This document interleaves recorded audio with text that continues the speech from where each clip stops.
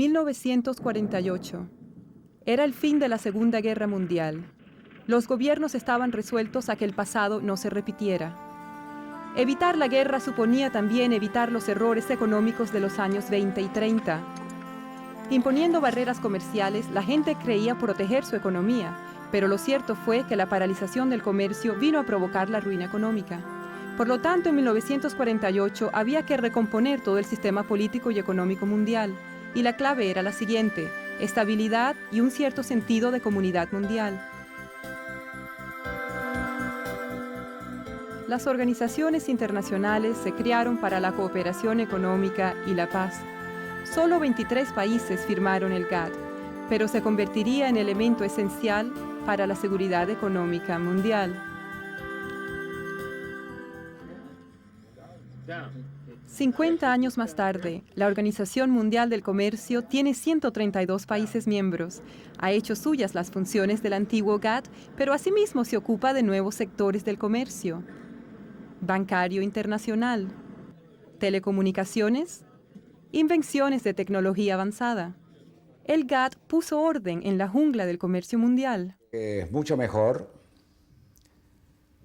estar en un organismo multilateral en el que los problemas entre países grandes y pequeños se dilucidan en un marco multilateral en el cual cualquier país puede tener aliados que lo apoyen en sus posiciones, que en el trato bilateral que nos retrae un poquito a la ley de la jungla del comercio mundial, donde la relación entre países de distinta fuerza económica hace que el país de menor cuantía se vea un tanto en desventaja. Las normas definían lo que los gobiernos podían y no podían hacer en materia de política comercial.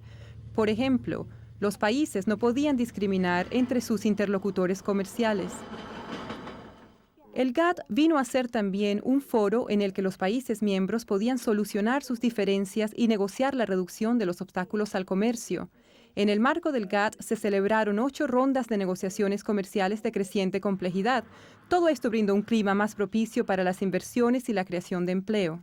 En sus 47 años de existencia, el GATT vio cómo desaparecían obstáculos comerciales y cómo el comercio mundial experimentaba un crecimiento sin precedentes. El número de sus miembros, que en un principio era de 23, aumentó hasta alcanzar los 128. La mayoría eran países en desarrollo a los que se dispensó un trato especial para ayudarles a adaptarse a las normas del GATT.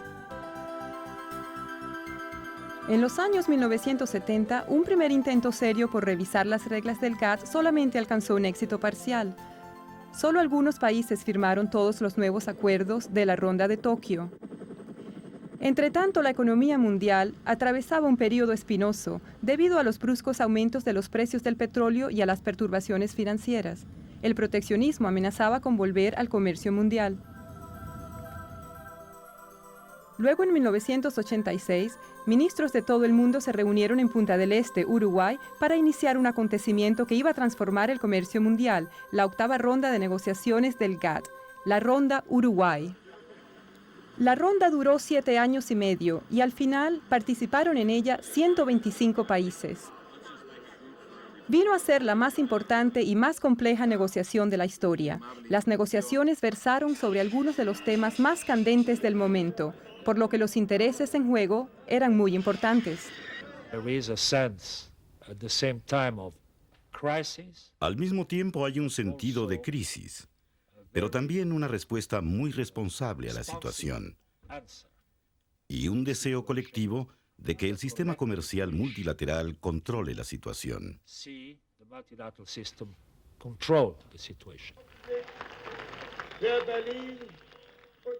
Durante ese tiempo, el mundo experimentó modificaciones de naturaleza aún más política y económica. Caían los muros de la Europa Oriental y el antiguo bloque soviético, cuyas economías se orientaban hacia los mecanismos del mercado y el comercio internacional. Eran también cada vez más numerosos los países en desarrollo que comprendían lo mucho que podían ganar abriendo sus mercados y participando de manera más amplia en el comercio mundial. Al final, cuando los ministros se reunieron en Marrakech en abril de 1994, tenían ante sí un acuerdo que representa la reforma más trascendental del sistema de comercio desde la creación del GATT. El acuerdo de la Ronda Uruguay es complejo, pero puede resumirse en dos logros importantes. El primero es la creación de una organización nueva, de condición jurídica plena, la Organización Mundial del Comercio. Creo que es indispensable, tanto desde el punto de vista económico como político, que se asigne a la OMC la función que para ella se prevé en las concluidas negociaciones de la Ronda Uruguay. De no ser así, el mundo en el que rápidamente nos aventuraríamos sería un mundo dividido, de bloques de países en pugna, de esferas de influencia en pos del tipo de ventajas que en otro tiempo condujeron a guerras y enfrentamientos.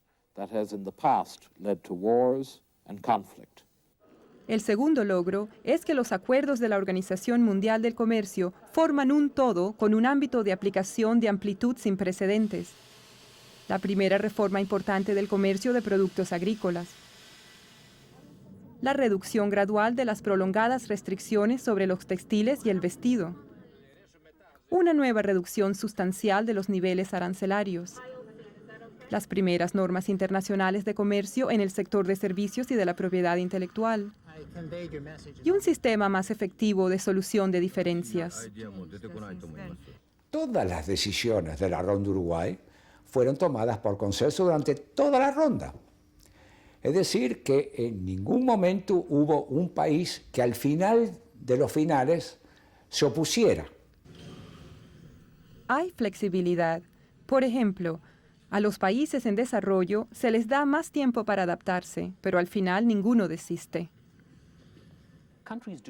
No se pierde soberanía por adherirse a la Organización Mundial del Comercio. Esencialmente, la OMC representa un contrato entre países. Pasemos ahora al terreno personal. Yo firmo contratos. No hay duda de que restringen mi conducta, de que limitan mi posibilidad de actuar, pero lo hago porque sus beneficios me compensan.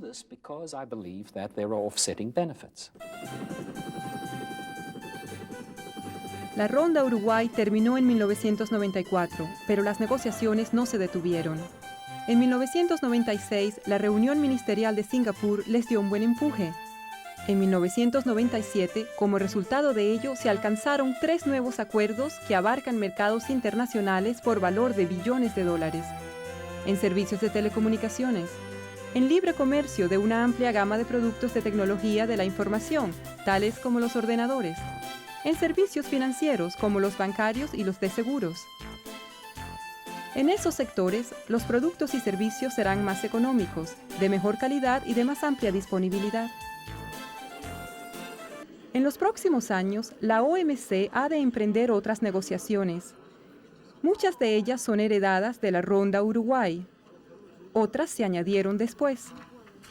Las principales negociaciones nuevas sobre agricultura, servicios y otros sectores están previstas para fines de siglo. La mayor parte de los acuerdos de la Ronda Uruguay serán sometidos a examen. Todos ellos son esenciales para mantener actualizado el sistema. Además, los miembros de la OMC están estudiando las prácticas de competencia y antimonopolio, la transparencia en la contratación pública, las inversiones y otras cuestiones más. Desean comprobar si hacen falta nuevas normas. El volumen del comercio mundial es hoy día 15 veces mayor que hace 50 años. En la mayoría de los países, el sistema de comercio ha aportado una contribución vital al crecimiento económico, al desarrollo y al progreso técnico.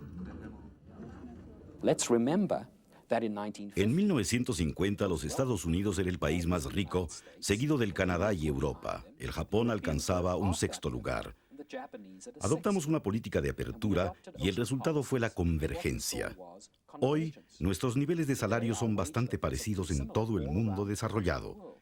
Lo mismo cabe decir de los países en desarrollo dinámicos que adoptaron políticas de apertura y se integraron en la economía mundial. Creo que este es el gran atractivo de un sistema de comercio abierto. Es precisamente un mecanismo para corregir los desequilibrios y las desigualdades que existen en la economía mundial. Pero junto a esta prometedora situación, la pobreza persiste. A los países menos adelantados les resulta difícil aprovechar los beneficios del sistema de comercio. Mi país, que forma parte del grupo de los países menos adelantados, sigue con interés el proceso actual de mundialización. Estamos persuadidos de que ese proceso, bien conducido, puede fomentar un crecimiento armonioso de la economía mundial, un crecimiento atento a reducir la brecha existente entre países ricos y pobres. Puede hacerse más por ayudar a esos países a ponerse a la par de los demás y más se está haciendo. Recientemente, 26 países mejoraron el acceso a sus mercados para los productos exportados por los países menos adelantados. Ahora es el momento de acometer el problema de los países menos adelantados. Y les aseguro que es posible eliminar la pobreza. La OMC, el Fondo Monetario Internacional, el Banco Mundial y otras organizaciones internacionales trabajan ahora de común acuerdo para fortalecer el desarrollo de los países más pobres, prestarles asistencia en materia de formación y ayudarles a diversificar y mejorar sus servicios y su producción industrial.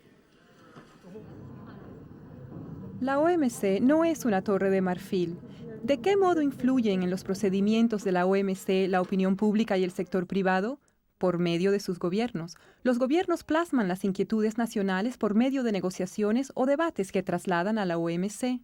La liberalización del comercio mundial ha tenido efectos prodigiosos de elevación del nivel de vida y de creación de empleo. Sin duda, los desplazamientos de las empresas dan lugar a operaciones de arbitraje. Quizá hay delocalizaciones de empleos en unos casos y creaciones de puestos en otros. Creo que no se puede mantener indefinidamente la dicotomía diciendo se hace todo en el plano nacional, pero se quiere conseguir todo también en el internacional. Tiene que haber algo de los dos. El sistema contribuye a crear empleo. Todos los puestos de trabajo que se han creado en este decenio se deben por una parte al crecimiento. Por otra, el aumento de los salarios ha generado en los mercados un nuevo poder de compra que a su vez ha desarrollado la capacidad de las empresas que se han visto obligadas a contratar personal. Todo esto está encadenado. Se pide cada vez más insistentemente al sistema que tome en cuenta otras cuestiones generales que superan las fronteras nacionales. Por consiguiente, creo que es importante que la OMC mejore su propia capacidad de aprender de la sociedad mundial, porque los retos del siglo próximo son los del pasado siglo y los nuevos retos del futuro. Nos interpela el problema de la pobreza que no desaparece, el de la malnutrición y el hambre crecientes, los nuevos problemas del calentamiento mundial de la atmósfera y de la biodiversidad. Tenemos retos que nos obligan a vivir en un mundo unido. Las normas de comercio dan a los gobiernos plena libertad para proteger su medio ambiente, aplicar políticas sociales que promuevan el bienestar de su población y perseguir todos esos objetivos a través de otras organizaciones internacionales si así lo desean. El cometido de la OMC es lograr que esos objetivos legítimos no se conviertan en un proteccionismo encubierto.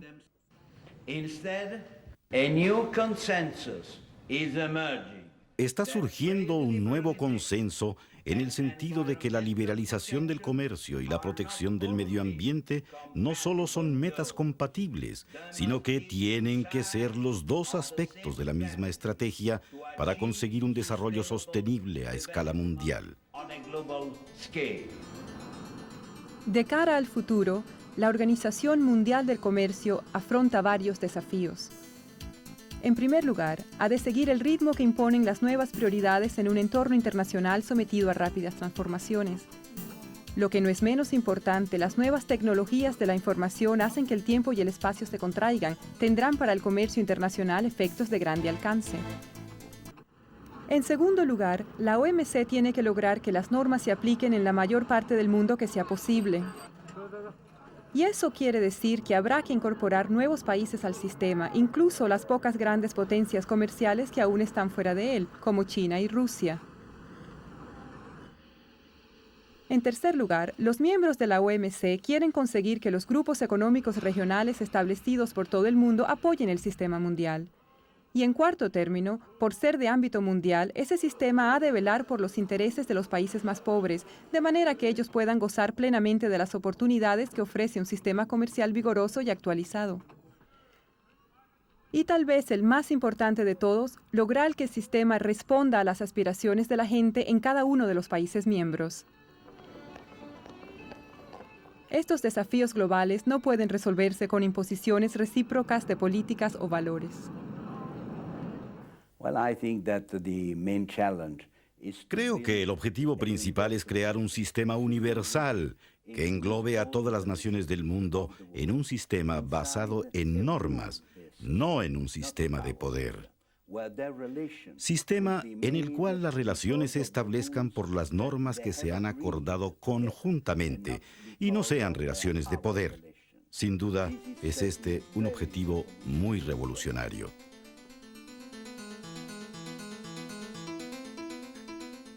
El mundo ha cambiado radicalmente en los últimos 50 años, pero no se han cambiado las opciones fundamentales que se nos presentan. Los gobiernos han aceptado la no discriminación y el consenso como la base de sus relaciones económicas. Han contribuido así a hacer del mundo un lugar más seguro.